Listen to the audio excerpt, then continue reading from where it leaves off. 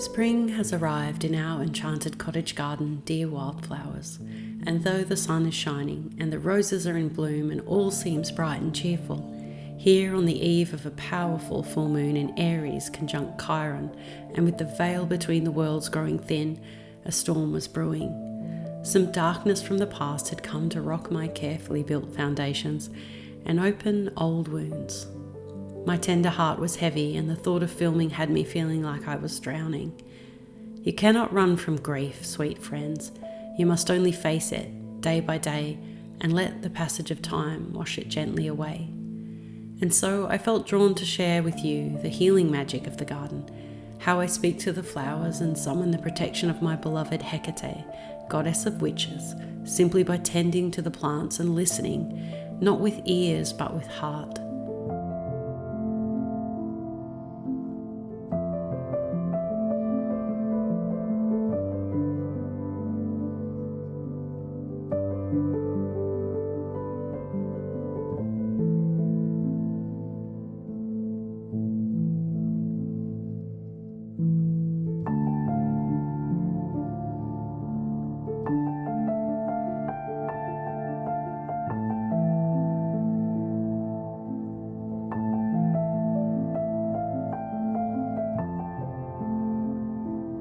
Down among the Hellebores and Mugwort, with my green fairy fingers in the soil, I could feel the flowers whispering to me.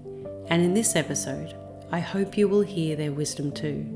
For when I'm in the garden, the flowers really do speak to me and comfort me in that quiet language all their own. As I'm weeding and harvesting, pruning and planting, lost in a meditative state, the answers come to me as if I'm tuned to some higher frequency, and I know it's the wise and loving voice of Mother Nature I can hear.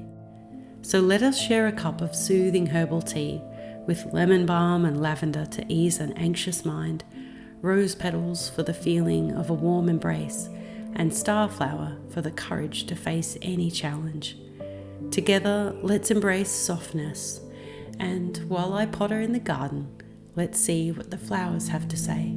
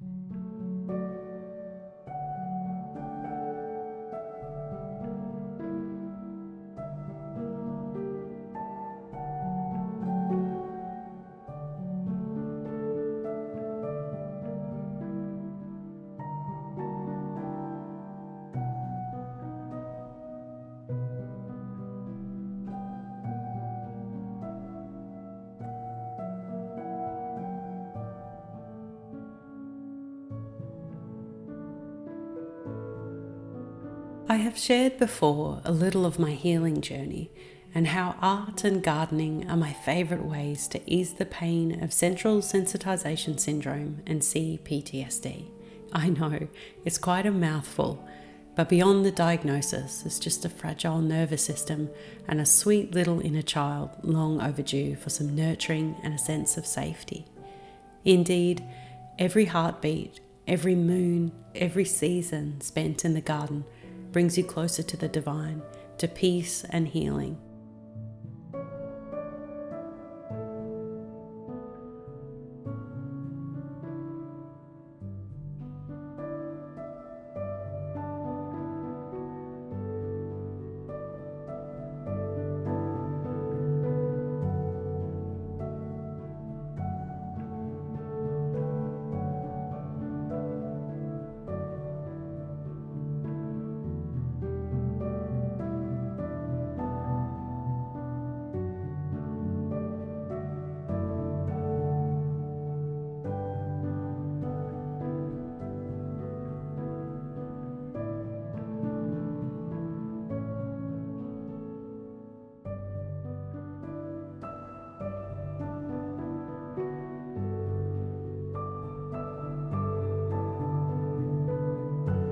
As I tended to the plants that needed me, I couldn't help but think how perfect their messages were for me at this time. Weeding the Hellebore patch, which in itself is a living shrine to the goddess Hecate, champion of all wild, wise women, I couldn't help but feel supported by her fiercely loving energy. Here, where the anemones and moonwort are blooming too, the plants wove a spell of protection over me, banishing evil and helping to cut energetic cords. It was as if somehow they knew what I needed, and as always, the more I give to the garden, the more it gives back.